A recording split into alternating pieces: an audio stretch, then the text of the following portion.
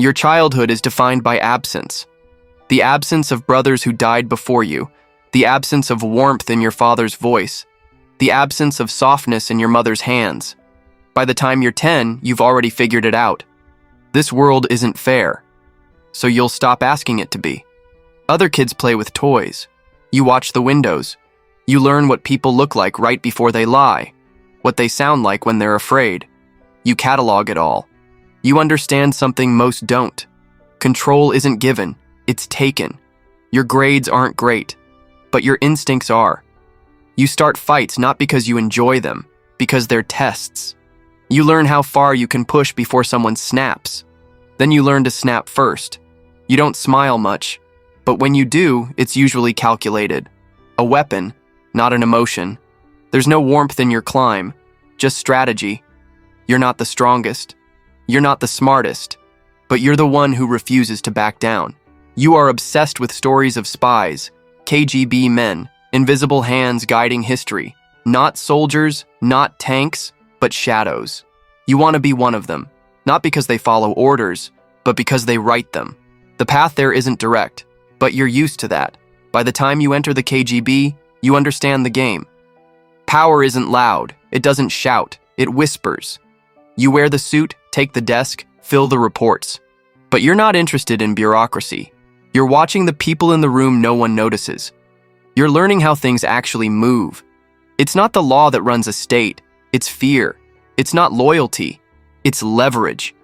You learn to find a man's weakness before you learn his name. Soon, they send you to Dresden, East Germany, not to fight, to observe. And there, for the first time, you learn what it feels like when the state you serve begins to rot. The Berlin Wall falls, the empire collapses, and just like that, everything you were trained to protect vanishes. You watch KGB offices burn. You burn some yourself. Orders from above. Destroy the files.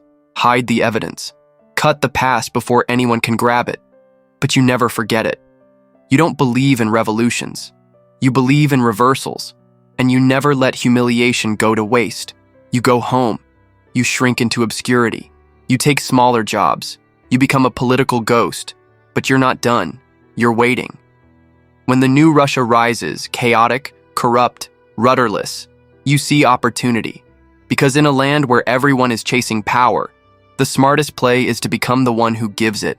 You become a fixer, a cleaner, a loyal man who never says no. They trust you not because they like you, but because you look like someone who wouldn't dare betray them. That's your greatest trick. You convince dangerous men you're harmless, until it's too late. They make you president by accident, temporary, interim, a seat warmer. They think you'll follow the rules. They think they're still in control.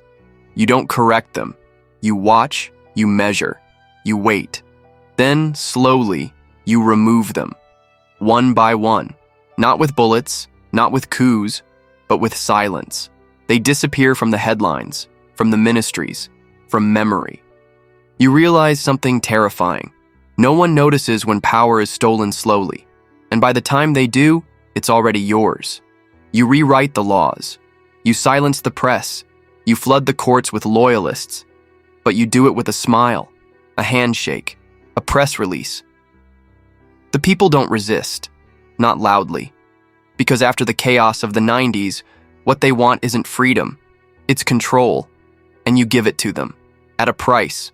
Your rule becomes routine, terms stretch, dissent shrinks. You learn to speak like a savior and strike like a ghost. Opposition leaders fall from windows. Journalists vanish between airports. Tycoons are tried in courts that answer to you. You say it's justice, stability, progress. But even you know, it's survival. Because in your world, once you rise, there's no stepping down. There's no safe retirement, no book deal, no memoir tour. There is only power, or the absence of it. And the absence is fatal. You don't trust anyone completely. Not advisors, not family, not bodyguards.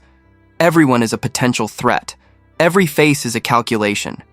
You become surrounded by yes men and surveillance. You live in palaces but feel like a prisoner. You ride shirtless on horses, stage martial arts demos, flex on global stages, because the world must believe you are unbreakable. Because if they don't, you break. You start wars you can't afford to lose. Because strong men can't retreat. You invade, you threaten, you posture, not always to win. Sometimes just to remind the world you still can. Your people cheer, or pretend to. You've blurred the line between loyalty and fear so completely even you don't know who truly supports you. Your face is everywhere. Your voice, unavoidable. But behind the glass of your motorcade, there's a silence you can't shake. Because even now, after decades of dominance, you still remember Dresden, and how quickly it can all fall apart. You sleep less, your doctors multiply, the air in your office is filtered 3 times, you stop trusting food that isn't prepared by a specific hand. You grow more obsessed with legacy, you start building palaces no one sees, tunnels no one uses, exits no one knows about, just in case. Your enemies are either dead, disappeared, or afraid to speak. But now, it's your body that starts to fail. They whisper about it in foreign press, hand tremors, swollen face, shuffled steps. You deny everything. But the mirror doesn't lie. You realize that even if no one can defeat you, time can, and it doesn't negotiate.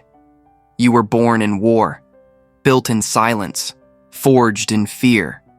Now you rule an empire made of mirrors, reflections of your strength, but none of it real. You've shaped a nation into your image. But what happens when the image breaks? You've never planned for after. Because there is no after. You've made yourself irreplaceable, which means you can never leave. But you're tired, not of ruling, of pretending you're still invincible. The walls are covered in portraits of past leaders: Stalin, Lenin, Catherine, Ivan. You wonder what they felt before the end. Alone? Triumphant?